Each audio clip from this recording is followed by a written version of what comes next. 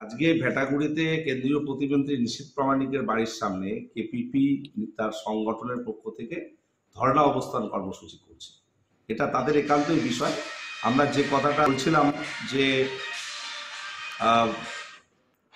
BJP মানুষের সঙ্গে মিথ্যাচার করছে, বিজেপি মানুষের কথা দিয়ে কথা রাখেনি। তারা ভাষা স্বীকৃতি দেওয়ার কথা ছিল কেন্দ্রীয় সরকারের পক্ষ থেকে, আরও অনেক প্রতিশ্রুতি দিয়েছিল রাজবংশী কামতাপুরী মানুষদের জন্য, কোনো কাজই করেনি। তাই সঙ্গত কারণে কেপিপি কেন্দ্রীয় সরকারের একজন প্রতিনিধি এবং যিনি এবার প্রার্থীও ডিক্লেয়ার্ড হয়েছেন, তার বাড়ির সামনে সংগঠনের পক্ষ থেকে তারা আন্দোলন করছে। আমরা তৃণমূল কংগ্রেস যে কথাগুলি এতদিন বলেছি, কেপিপি এর আগে তাদেরকে বিশ্বাস করেছিল, বিশ্বাস ভঙ্গ করেছে, স্বাভাবিকভাবে তারা আন্দোলন করছে। এর সঙ্গে আমাদের দলের তৃণমূল কংগ্রেসের কোনো যোগ নেই, কিন্তু তৃণমূল কংগ্রেস এই কথাগুলোই বরাবর বলে আসছে, আজকে কেপিপিরা বলছে, এটাই পার্থক্য। আর বিজেপি ভয় দেখিয়ে কেপিপি মতো সংগঠনকে তাড়িয়ে দেওয়ার চেষ্টা করছে।